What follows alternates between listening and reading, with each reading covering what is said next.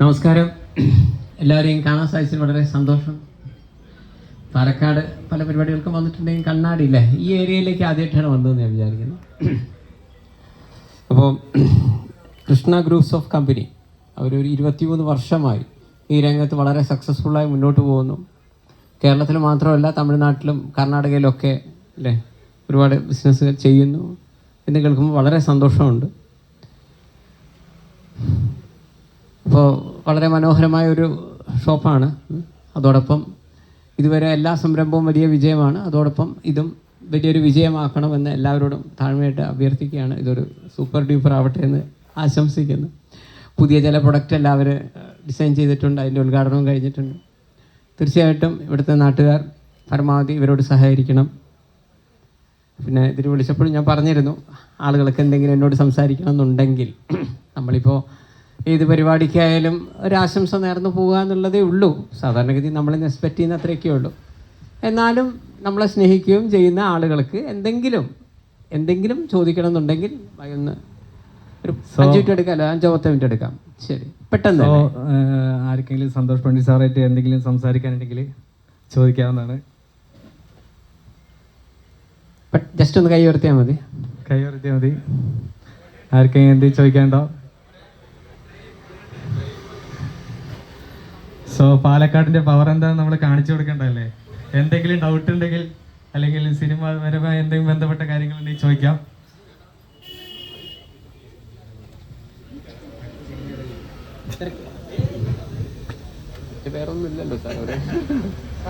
Sir നമസ്കാരം. നമസ്കാരം.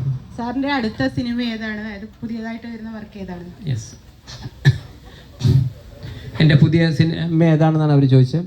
അതായത് എൻ്റെ 12ാമത്തെ സിനിമ കേരള ലൈവ് എന്ന് പറയുന്ന സിനിമയാണ്. അതിൻ്റെ വർക്കെല്ലാം കഴിഞ്ഞു.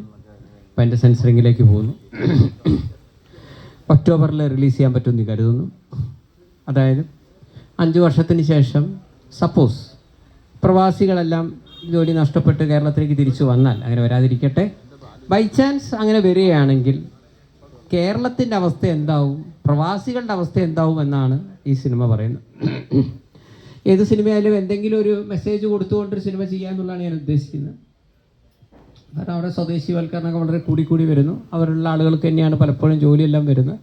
പിന്നെ ശമ്പളത്തിലും വലിയ ഡിഫറൻസ് ഇല്ലാതെ വരികയും അവിടെ വാടക കൂടുക, അങ്ങനെയുള്ള പല പ്രശ്നങ്ങൾ വരുമ്പോൾ ഗത്യന്തരമില്ലാതെ അവിടെയുള്ള മൊത്തം ടീം കേരളത്തിലേക്ക് വന്നാൽ ഇവിടുത്തെ സ്ഥിതി എന്താവും, അവരെ സ്ഥിതി എന്താവും എന്നുള്ളതാണ് സിനിമ ചർച്ച ചെയ്യുന്നത്. അതോടൊപ്പം ഇന്നത്തെ കേരളത്തിൽ നിങ്ങൾ കണ്ടും കേട്ടും പഠിച്ച പല കാര്യങ്ങളുടെയും 2 വശം ഈ സിനിമയിൽ കാണിക്കുന്നു. ഇന്നവരാരും കൈവച്ചിട്ടില്ലാത്തൊരു പ്രമേയമാണെന്നാണ് വിശ്വസിക്കുന്നത്. തീർച്ചയായിട്ടും എല്ലാവരുടെയും സപ്പോർട്ട് പ്രതീക്ഷിക്കുന്നു. കേരള ലൈവാണ്.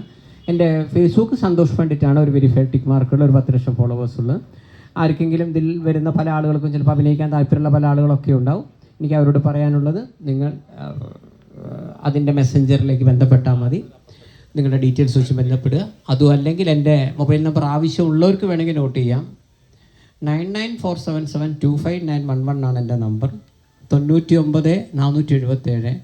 477 25 911 ഇതാണ് നമ്പർ. 9947725911 ഇതിൻ്റെ വാട്സപ്പിലേക്ക് ബന്ധപ്പെട്ടാൽ മതി. വാട്സപ്പിൽ മെസ്സേജ് നിങ്ങളുടെ കാര്യം പറഞ്ഞുകൊണ്ട് മെസ്സേജ് ഇട്ടാൽ മതി. ഓക്കെ. Next question. അടുത്ത ആർക്കെങ്കിലും ചോദിക്കാനുണ്ടെങ്കിൽ ചോദിക്കാം. ഇതുപോലൊരു അവസരം വേറെ കിട്ടിയെന്ന് വരില്ല.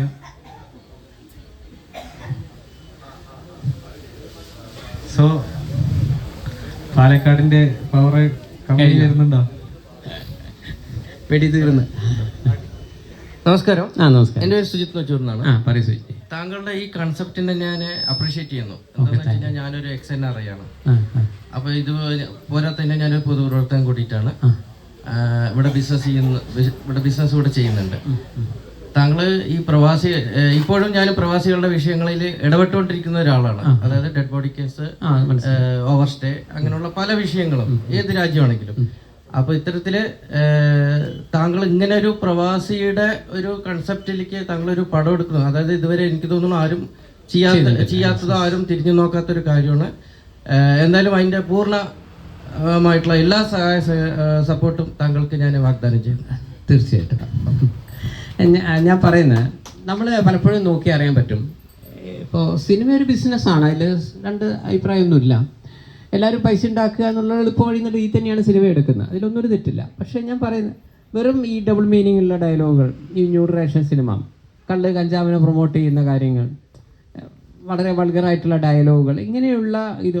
അപ്പോൾ അതുകൊണ്ട് ശരിക്കും പറഞ്ഞാൽ അവർക്കിനി പടം വർക്ക് ആയാൽ തന്നെയും ഇത് കാണുന്നവനോ മറ്റുള്ളവർക്കോ ഒരു ഗുണവും ഈ സംഭവം കൊണ്ട് കിട്ടുന്നില്ല എന്ന് സത്യം. ഞാൻ പറയുന്നത് നിങ്ങൾ ഒരു എൻ്റർടൈൻമെൻ്റ് ആണ് ഉദ്ദേശിക്കുന്നതെങ്കിൽ വലിയ ഒരു സംഭവമായിട്ടോ അല്ലെങ്കിൽ ഡോക്യുമെൻ്ററി ആയിട്ട് ചെയ്യണമെന്ന് ഞാൻ പറയുന്നില്ല. മറിച്ച് എന്തെങ്കിലും ഒരു കുഞ്ഞു മെസ്സേജെങ്കിലും കൊടുക്കുന്ന ഒരു സാധനം ചെയ്യുന്നല്ലേ നല്ലത്. കാരണം നിങ്ങളുടെ 2 മണിക്കൂർ 40 മിനിറ്റ് മുടക്കി നിങ്ങളൊരു സിനിമയും അല്ലെങ്കിൽ നിങ്ങളുടെ പണവും മുടക്കി അല്ലെങ്കിൽ നിങ്ങളുടെ മൊബൈലിലെ ഡാറ്റ മുടക്കി നിങ്ങളൊരു സാധനം കാണുമ്പോൾ ഒരു ചെറിയൊരു വളരെ കുഞ്ഞു മെസ്സേജെങ്കിലും നിങ്ങൾക്ക് തരേണ്ടതല്ലേ? അല്ലെങ്കിൽ നിങ്ങൾക്കൊന്ന് പുതുതായിട്ട് ചിന്തിക്കാൻ. ഇങ്ങനെ സംഭവിച്ചാൽ നമ്മൾ എന്ത് ചെയ്യും? എൻ്റെ അഭിപ്രായത്തിൽ ഇത് ജനങ്ങളെന്നല്ല, ഇത് സർക്കാരും ഈ ഒരു സിനിമ എന്ന് വെറുതെ കാണുന്നതല്ല. കാരണം ഇങ്ങനെ ഒരു സിറ്റുവേഷൻ വന്നാൽ സർക്കാർ തലത്തിൽ എങ്ങനെ ആയിരിക്കണം, നമ്മളല്ലാതെ ഒരു വിഷയം വന്നിട്ടല്ലല്ലോ നമ്മൾ ചിന്തിക്കേണ്ടത്. സപ്പോസ് അവിടെ എന്തെങ്കിലും യുദ്ധമോ അങ്ങനെയൊന്നും വരാതിരിക്കട്ടെ, വരികയാണെങ്കിൽ എല്ലാവരും കൂടി തിരിച്ചു വന്നു കഴിഞ്ഞാൽ കേരളം എങ്ങനെ പോകും? അപ്പോൾ സർക്കാർ ഉദ്യോഗസ്ഥന്മാർക്ക് ശമ്പളം എങ്ങനെ കൊടുക്കാൻ പറ്റും?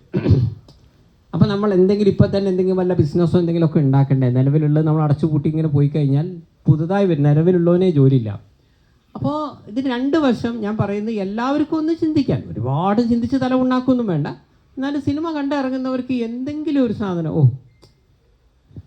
അതേപോലെ തന്നെ പ്രവാസികൾക്കും ഈ സിനിമ കണ്ടു കഴിഞ്ഞാൽ, കാരണം ശമ്പളം കുറഞ്ഞെന്ന് വിചാരിച്ചിട്ട് വളരെ ഓടി ഞങ്ങൾ കേരളത്തിൽ ജോലി ചെയ്യുമെന്ന് പറഞ്ഞാൽ കേരളത്തിൽ എന്താ ഉള്ളതെന്നും കൂടെ ആ വ്യക്തിക്ക് ചിന്തിക്കാനല്ല. പെട്ടെന്ന് ഓടി ഇങ്ങോട്ട് വരേണ്ട, ഇവിടെ വന്നിട്ട് ഒരു കാര്യം ഇട്ടാൽ ഞാൻ ആ സിനിമ കൃത്യമായിട്ട് പറയുന്നുണ്ട്. ഇത്രയും ഉദ്ദേശിക്കുന്നുണ്ട്, ചെറിയൊരു മെസ്സേജ്. പക്ഷേ സംഭവം ഇതൊരു പക്ക പൊളിറ്റിക്സോ ഒന്നുമല്ല കേട്ടോ. സംഭവം ഒരു കുടുംബകഥയാണ്, ഒരു പ്രവാസിയുടെ ജീവിതത്തിലൂടെ പറഞ്ഞു പോവാണ്. പക്ഷേ ആ സിനിമ കംപ്ലീറ്റ് ചെയ്യുമ്പോൾ നിങ്ങൾക്ക് ഈ ഒരു മെസ്സേജ് വരുന്നു എന്നേ ഉള്ളൂ. സംഭവം ഒരു ലവ് സ്റ്റോറിയാണ്, ഒരു ഫാമിലി സ്റ്റോറിയാണ്. പൊളിറ്റിക്സും എല്ലാം ഒരു പ്രത്യേകിച്ച് പൊളിറ്റിക്സിനെ നന്നാക്കുകയോ മോശമാക്കുകയോ ഒന്നും ചെയ്യുന്നില്ല. കാരണം പ്രവാസികൾ എന്ന് പറഞ്ഞാൽ മൊത്തം ഒരു പ്രത്യേക പൊളിറ്റിക്സിലുള്ള ആൾക്കാരൊന്നുമല്ലല്ലോ. അപ്പോൾ എല്ലാവരും നിങ്ങൾ ജനറലി സിനിമ കാണുന്നതിനിടയിൽ നിങ്ങൾക്ക് പലപ്പോഴും നിങ്ങൾ മുമ്പ് കണ്ടതും കേട്ടുമായിട്ടുള്ള ഒരുപാട് ന്യൂസ് നിങ്ങളുടെ മനസ്സിലൂടെ പോകും. അതിൻ്റെ സത്യാവസ്ഥ എന്താണെന്ന് 2 പേരുടെ പെർസെപ്ഷനിലൂടെ പറയുന്നുണ്ട്. ഒരാൾ കള്ളക്കടത്തുകാരനാണ്, അപ്പോൾ അയാളെ പോലീസ് പിടിക്കുമ്പോൾ അയാൾ ചോദിക്കുന്നുണ്ട് പിന്നെ ഞാനിവിടെ എന്ത് ചെയ്യണമെന്ന് കൂടെ ചോദിക്കുന്നുണ്ട്. അയാൾ മുൻകാലങ്ങളിൽ നടത്തിയ കാര്യങ്ങളും എന്നിട്ട് അത് കഷ്ടപ്പെട്ടുള്ള ആൾക്കാർ പൂട്ടിച്ച കഥയൊക്കെ പറഞ്ഞിട്ടാണ് അവസാനം പറയുന്നത് എനിക്കിപ്പോൾ വേറെ ഓപ്ഷൻ ഇല്ല, അതുകൊണ്ട് ഞാൻ സ്വർണ്ണക്കടത്ത് നടത്തും, പിന്നെ ഞാൻ എന്ത് ചെയ്യണമെന്ന് കൂടെ ചോദിക്കുന്നുണ്ട്. ഇങ്ങനെ 2 പേരുടെയും പെർസെപ്ഷൻ ഉണ്ട്. അല്ലാണ്ട് കള്ളക്കടത്ത് മോശമാണെന്നല്ല ഞാൻ പറയുന്നത്.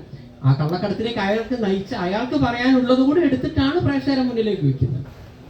Thank you. വേറെ എന്താണ് ഈ സിനിമ എന്നെ ചോദിക്കണമെന്നൊന്നും ഇല്ല കേട്ടോ.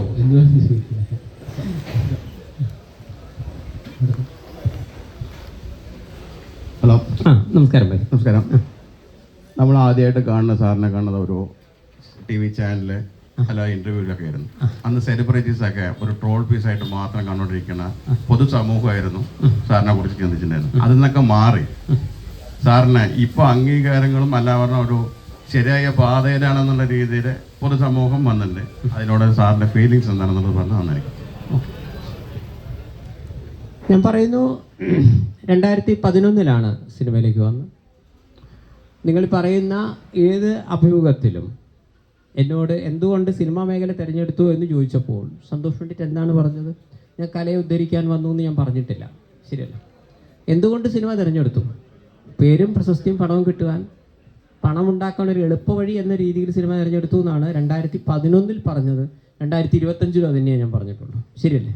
സന്തോഷ് പണ്ഡിറ്റ് അഭിപ്രായമൊന്നും മാറ്റിയില്ലല്ലോ. അന്നും ഇങ്ങനെ തന്നെയാണ് പറയുന്നത്. അന്നും സിനിമയെക്കുറിച്ച് ചോദിച്ചപ്പോൾ ഞാൻ എന്താണ് പറഞ്ഞത്? സിനിമാക്കാർ അവരുടെ ജോലിയാണ് ചെയ്യുന്നത്. അതിനെ കോടികൾ വാങ്ങുന്നുണ്ടാവും, ലക്ഷങ്ങൾ വാങ്ങുന്നുണ്ടാവും.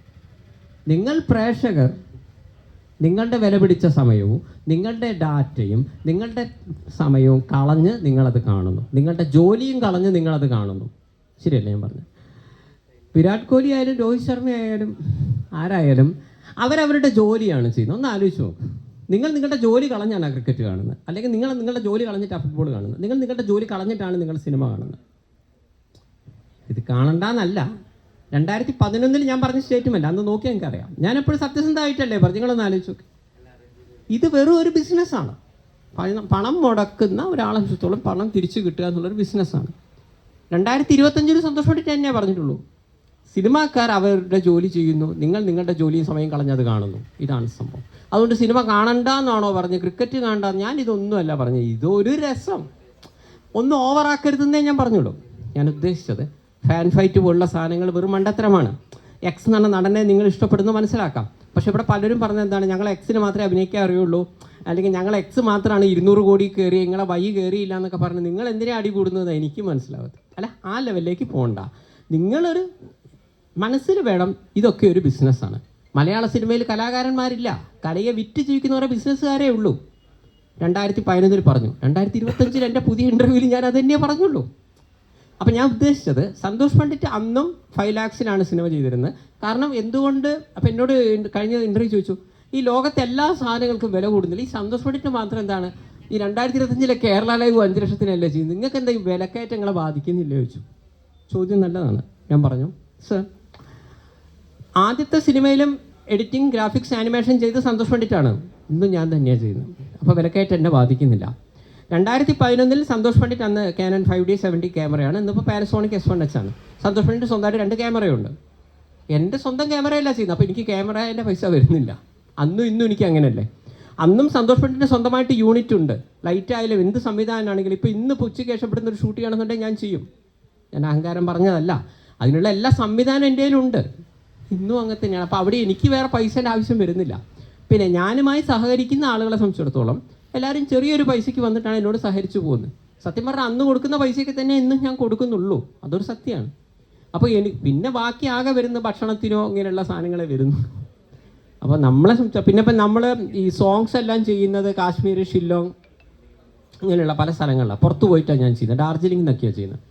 അപ്പോൾ ആൾക്കാർ ചോദിക്കുന്നത് അവിടേക്കൊക്കെ പൈസ ആവില്ലേ, ഈവൻ കുവൈറ്റിൽ നിന്നോ അമേരിക്കയിൽ നിന്നോ ചെയ്യുമ്പോൾ പൈസ ആവില്ലേ, അവിടെയും അതും ഫ്രീ ആണോ നിങ്ങൾക്ക് എന്നോട് ചോദിക്കുന്നു. ഞാൻ പറയുന്നത് നമ്മളൊരു കാര്യം മനസ്സിലാക്കണം. അപ്പോൾ നിങ്ങളുടെ ഈ ഒരു ഷോപ്പിൻ്റെ പരിപാടി സപ്പോസ് കുവൈറ്റിലെ സൗദി അറേബ്യയിലായിരുന്നു എങ്കിൽ എനിക്ക് കൂടെ 2 പേരെ കൊണ്ടുപോകാം. ഞാൻ എൻ്റെ നടീനെയും ക്യാമറമാനെ ഞാൻ പൊക്കിയിട്ടുണ്ടാവും, കാരണം 5 സെൻറ്റ് ചിലവില്ലല്ലോ, ഇയാളുടെ പൈസയ്ക്ക് എല്ലാം കഴിഞ്ഞിട്ടില്ലേ. അപ്പോൾ അയാൾ പോയിട്ട് സ്വാഭാവികമായിട്ട് എന്നെ പല സ്ഥലം കാണിക്കുകയെ അതിനുള്ളിൽ കൂടെ ഞാൻ ഈ പെൺകുട്ടി കൂടെ തുള്ളി കളിച്ച് കഴിഞ്ഞാൽ ഞാൻ ഫസ്റ്റ് എഴുതി കാണിക്കും, this film is produced with first small budget of 5 lakhs എന്നൊക്കെ പറഞ്ഞ് എഴുതി കാണിക്കും. അപ്പോൾ ആൾക്കാർ ഓൻ്റെ ഒരു 5 ലക്ഷത്തിൻ്റെ പടം. പക്ഷേ പടം ഇങ്ങനെ തുടങ്ങുമ്പോൾ നിങ്ങൾക്ക് ഇങ്ങനെ നിങ്ങളെ ഞെട്ടിക്കുകയാണ് ഞാൻ ഉദ്ദേശിക്കുന്നത്. കാരണം ഇപ്പോൾ ഈ സിനിമയിൽ 100-100-ലധികം താരങ്ങൾ, ഒരു ഹീറോയിൻ സൈഡിൽ തന്നെ 8 പെൺകുട്ടികൾ, മൊത്തം 15ഓളം സ്ത്രീകളുണ്ട്. 2 മണിക്കൂർ 40 മിനിറ്റിൻ്റെ പാക്ഡ് സിനിമ. 160 സീനാണ് സിനിമയിൽ പോകുന്നത്. ഇന്ത്യയിലെ വിവിധ ഭാഗങ്ങളിൽ നിന്നാണ്, സോങ്ങൊക്കെ പുറത്ത്. അപ്പോൾ അത് എങ്ങനെ വരുന്നു? എനിക്ക് പല ട്രാവൽസുകാരും ഫ്രീ ആയിട്ട് എന്നെ കൊണ്ടുപോകും, പാക്കേജ്. ഇപ്പോൾ യൂറോപ്പിലേക്ക് എനിക്ക് പോകണമെങ്കിൽ എനിക്ക് 5 ദിവസത്തെ ചിലവില്ല എന്നുള്ളതാണ് സത്യം. ഏതെങ്കിലും പാക്കേജുകാർ പറയും, സാറിനെ ഞങ്ങൾ സ്പോൺസർ ചെയ്യാം. അപ്പോൾ ഇപ്പോൾ ആ നടീനും കൂടി ഒന്ന് സ്പോൺസർ ചെയ്യാമെന്ന് വെച്ച് കഴിഞ്ഞാൽ എനിക്കൊരു പാട്ടായി. പക്ഷേ ഇത് കാണുന്നവർക്ക് ഇങ്ങനെയല്ലല്ലോ വിചാരിക്കുക. കാരണം ആളുകളുടെ മനസ്സിൽ കണ്ടോ, ഇംഗ്ലണ്ടിൽ വെച്ചിട്ടല്ലേ ഇയാൾ ഇങ്ങനെ വരും. പിന്നെ കുറച്ച് ഗ്രാഫിക്സും കുറച്ച് ആനിമേഷനും കൂടെ ചെയ്യാൻ പറ്റുമെങ്കിൽ ഇപ്പോൾ നമുക്ക് ഇവിടുന്ന് ചെയ്തും വേണമെങ്കിൽ പല സ്ഥലങ്ങളായിട്ട് മാറ്റാം. ഞാൻ കുറച്ചുകൂടെ ബുദ്ധിയുടെ തലത്തിലാണ് ചെയ്യുന്നത്. അപ്പോൾ ഇതിനെ എങ്ങനെ കാണുന്നു എന്നായിരുന്നു നിങ്ങളുടെ ചോദ്യം. സന്തോഷ് പണ്ഡിറ്റ് അന്നും ഇന്നും ഒരേ കാര്യം തന്നെയാണ് ചെയ്തത്. ബജറ്റിൽ പോലും വലിയ വ്യത്യാസമില്ല. നിങ്ങൾ പറഞ്ഞു അന്ന് ആക്സെപ്റ്റ് ചെയ്യാത്തവരൊക്കെ ഇന്ന് ആക്സെപ്റ്റ് ചെയ്തു എങ്കിൽ കുഴപ്പം ആർക്കാണ്? സന്തോഷ് പണ്ഡിറ്റിനാണോ ആക്സെപ്റ്റ് ചെയ്യുന്നവർക്കാണ്? അവർക്ക് ഇൻ്റലിജൻറ്റ് കോവിഷ്യൻ്റ് IQ കുറവായിരുന്നു. അയാളെന്താ ഉദ്ദേശിക്കുന്നതെന്ന് മനസ്സിലാക്കാനുള്ള അത്രയ്ക്കുള്ള പവർ അവർക്കില്ലായിരുന്നു. അതിൻ്റെ ഏറ്റവും വലിയ എക്സാമ്പിളാണ് 2011 ഞാൻ ഈ സോഷ്യൽ മീഡിയയിൽ നിന്ന് തന്നെ പണം തിരിച്ചു കിട്ടുമെന്ന് പറഞ്ഞിരുന്നു. ഓർക്കണേ, ഇന്ന് നിങ്ങൾ ആ ഇൻ്റർവ്യൂ കാണുമ്പോൾ എനിക്ക് മനസ്സിലാവുള്ളൂ. അപ്പോൾ എന്നെ വളഞ്ഞിട്ട് ആക്രമിക്കുക, അതായത് മറ്റുള്ള നടന്മാരെ ഫാൻസിനെ കൊണ്ടുവരും. ഇതാണ് വേറെ ഐഡിയ. ഒരിക്കലുമില്ല. ഇയാൾ എന്താ പറയുന്നത്, അന്ന് വരെ ഡയലോഗ് കേട്ടോ, സിനിമയുടെ റിട്ടേൺ എന്ന് പറയുന്നത് തിയേറ്ററിൽ ആളുകൾ ടിക്കറ്റ് എടുത്താൽ മാത്രമേ കിട്ടുള്ളൂ എന്നാണ് ഇവർ വിശ്വസിച്ചത്. ഞാൻ പറഞ്ഞു, എൻ്റെ കൂട്ടുകാരെ, നിങ്ങൾ ഏത് ലോകത്താണ് ജീവിക്കുന്നത്? അപ്പോൾ ഞാൻ പറഞ്ഞ ഈ മൊബൈലിലൂടെ സിനിമ കാണുന്ന സമയം വരും. നോട്ട് പോയിന്റ്, 2011 ആരും മൊബൈലിൽ സിനിമ കാണാറില്ല. നിങ്ങൾ മൊബൈലിൽ സിനിമയും മറ്റും കാണാൻ തുടങ്ങി 2017 ശേഷമാണ്. ഞാൻ ഉറപ്പിച്ച് പറയുന്നു, ജിയോ മൊബൈൽ ഇവിടെ സിം നിങ്ങൾക്ക് കൊടുക്കാൻ തുടങ്ങിയതിന് ശേഷമല്ലേ. നിങ്ങൾ 2015 സന്തോഷ് പണ്ഡിറ്റ് ഇത് പറയുമ്പോൾ നിങ്ങളിൽ എത്ര പേര് കണ്ടിട്ടുണ്ടോ? ഒരു ഫോട്ടോ ഡൗൺലോഡ് ചെയ്യണമെങ്കിൽ 1/2 മണിക്കൂറായിരുന്നു. ഐശ്വര്യൻ്റെ ഒരു ഫോട്ടോ കിട്ടണമെങ്കിൽ നിങ്ങൾ ഇങ്ങനെ ക്ലിക്ക് ചെയ്ത് കുറച്ച് സമയം നോക്കിക്കേണ്ട അവസ്ഥയാണ്. 1 GB 250 രൂപ കൊടുത്ത് വാങ്ങുന്ന നിങ്ങൾ സന്തോഷ് പണ്ഡിറ്റ് 2011 പറഞ്ഞു തരാൻ നിങ്ങൾക്ക് പെട്ടെന്ന് ദഹിക്കുന്നില്ല. ഞാൻ പറഞ്ഞു, ഇത് ഇങ്ങനെയല്ല, ഇത് കുറച്ച് കഴിഞ്ഞാൽ മാറും. അപ്പോൾ ഡിജിറ്റലി കാര്യങ്ങൾ വരും. യൂട്യൂബ് ആയാലും മറ്റേ അത് അന്ന് തന്നെ പൈസ ഉണ്ട്. ഫേസ്ബുക്കിൽ നിന്ന് പൈസ കിട്ടും. ആളുകൾക്ക് അത് ചിന്തിക്കാൻ പോലും പറ്റിയിട്ടില്ല. ഇപ്പോഴും എനിക്ക് തമാശ തോന്നുന്നത് 2025 2011 ഒരുത്തൻ പറഞ്ഞു കൊടുത്ത് പ്രൂവ് ചെയ്ത ഞാൻ 2025 ചിലർ എൻ്റെ ഫേസ്ബുക്കിൽ നിന്ന് എനിക്ക് പൈസ കിട്ടിയിട്ടോ എന്ന് പറയുന്നത് 14 വർഷം മുമ്പ് സന്തോഷ് പണ്ഡിറ്റ് ഡെമോൺസ്ട്രേറ്റ് ചെയ്ത സാധനമാണ് 2025 ഒരാൾക്ക് ചെയ്യുന്നത്. എല്ലാവരും നല്ല ഞാൻ പറയുന്നത് പലർക്കും ഇപ്പോഴും പറ്റുന്നില്ല. നിങ്ങളിൽ എത്ര പേർക്ക് ഇപ്പോൾ ഫേസ്ബുക്കിൽ നിന്ന് പൈസ കിട്ടുന്നുണ്ട്? സന്തോഷ് പണ്ഡിറ്റിന് ജസ്റ്റ് ഒരു ഫോട്ടോ ഇട്ടാൽ മക്കളെ സുഖല്ലേ ഗുഡ് മോർണിംഗ് എന്ന് പറഞ്ഞ് ഇട്ട് കഴിഞ്ഞാൽ എനിക്ക് പൈസ കിട്ടുന്നുണ്ട്. നിങ്ങളിൽ എത്ര പേർക്ക് കിട്ടുന്നുണ്ട്? ഞാൻ ആരെയും ചെറുതാക്കിയല്ല. ഇത് 2010 അതിൻ്റെ വഴികൾ ഞാൻ പറഞ്ഞു കൊടുത്തപ്പോൾ ഇയാൾ എന്തോ പറഞ്ഞു എന്നാണ് പറഞ്ഞത്. അല്ലാണ്ട് അയാൾ പറഞ്ഞതിലെ കാര്യം നിങ്ങൾ ഉപയോഗിക്കുന്നില്ല എൻ്റെ അർത്ഥം അതില്ല എന്നുള്ള അർത്ഥം ഇല്ലല്ലോ. നിങ്ങൾ ആ ലെവലിലേക്ക് എത്തിയില്ല എന്നുള്ളതാണ്. പോട്ടെ, OTT നിങ്ങളെൻ്റെ ജസ്റ്റ് ഒന്ന് ബാക്കോട്ട് പോകാം. OTTയിലേക്ക് സിനിമ റിലീസാവുന്ന വെരി ഡേ ഞാനുമായിട്ടുള്ള ഇൻ്റർവ്യൂ ആണ്. അന്ന് ഞാൻ പറഞ്ഞു ഈ OTT വന്നു കഴിഞ്ഞാൽ സിനിമ പകുതി തീർന്നു. ഇനി OTT സംസ്കാരം വരും, ആളുകൾ സിനിമയെ സ്പ്ലിറ്റ് ചെയ്യും. OTTയിലൊക്കെ കണ്ടാൽ മതി എന്ന് പറയൂട്ടോ. ഈ കുറച്ച് കഴിഞ്ഞാൽ ഇപ്പം അന്ന് 25 കോടിക്കൊക്കെ സിനിമ എടുക്കുന്ന സമയം. അപ്പോൾ അയാൾ എന്നോട് ചോദിച്ചു, അന്ന് കൊറോണ പീരീഡ് ആട്ടോ, നിങ്ങളെ സിനിമയ്ക്ക് OTT റൈറ്റ് കിട്ടാത്തതുകൊണ്ടല്ല അസൂയല്ലേ നിങ്ങൾക്ക്? എന്നോട് ചോദിച്ചാണത്. ശരി, എന്നോട് പറയുന്നത് ഈ കൊറോണ പീരീഡിൽ ആളുകൾ വീട്ടിലിരിക്കുമ്പോൾ ഒരു OTTയിൽ 2 സിനിമ കാണുന്ന ഇത്ര വലിയ പ്രശ്നമാണോ എന്നാണ് ചോദിച്ചത്. ഞാൻ പറഞ്ഞു, ചേട്ടാ കൊറോണ ഇന്ന് വരും നാളെ പോവും, നിങ്ങൾക്കിത് പണിയാണ് വരുന്നത്. കാരണം ആളുകൾ പിന്നെ തിയേറ്ററിൽ സിനിമ കാണാൻ പോകില്ല.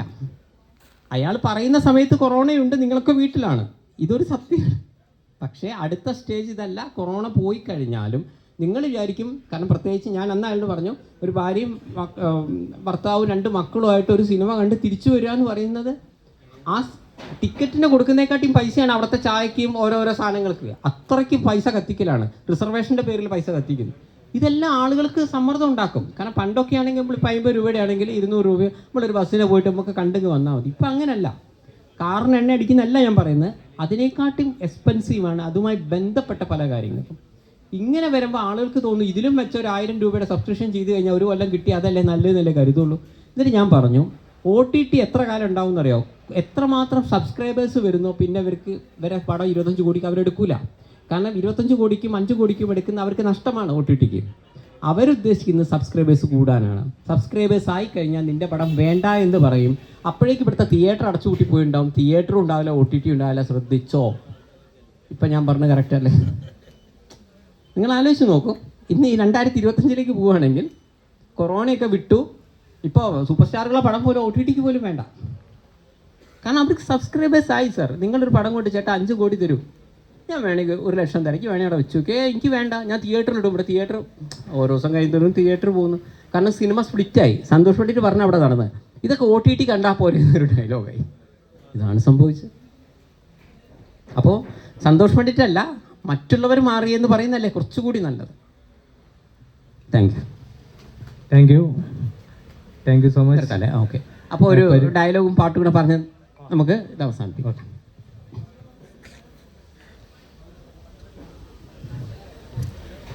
പുതിയ സിനിമയിലൊരു സോങ് കേട്ടോ.